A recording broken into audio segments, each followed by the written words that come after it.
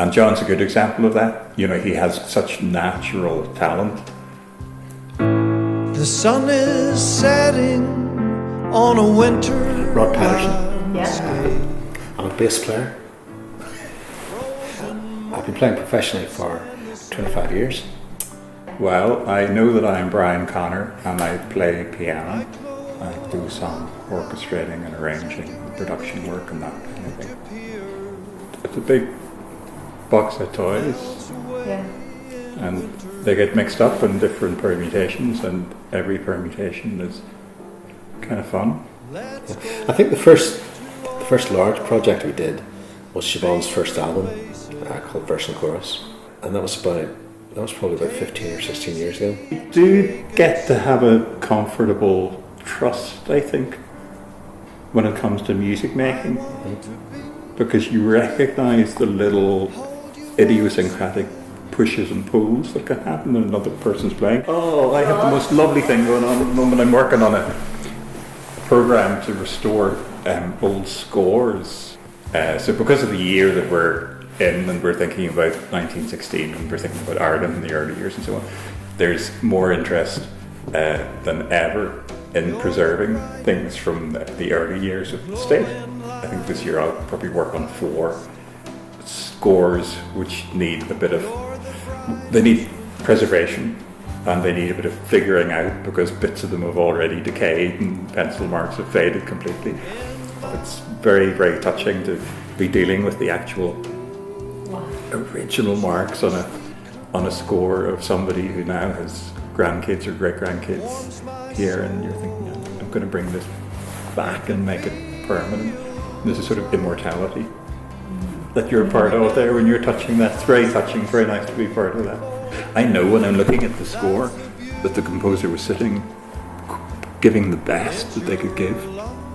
It's the best of the person, and even though they have gone, the best part of them remains. It's thrilling. When I heard the original demos, my initial reaction was, well, this is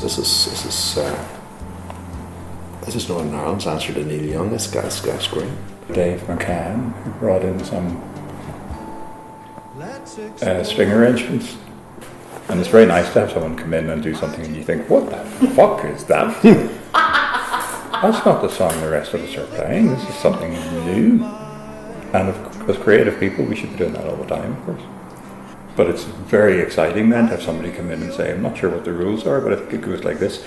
And they don't quite get the rules right, but they do create something tremendously powerful and personal and expressive with their own vision. And John's a good example of that. You know, he has such natural talent, but it hasn't been sculpted into something too technically restricted. It just happens quite freely, and it's a nice aspect of it, and it's kind of part of John's nature as well. That he just there's a simplicity about his whole nature and way of being and thinking and talking that is very, very sophisticated and clever. It's like the opposite of simple, but actually it's the way to go.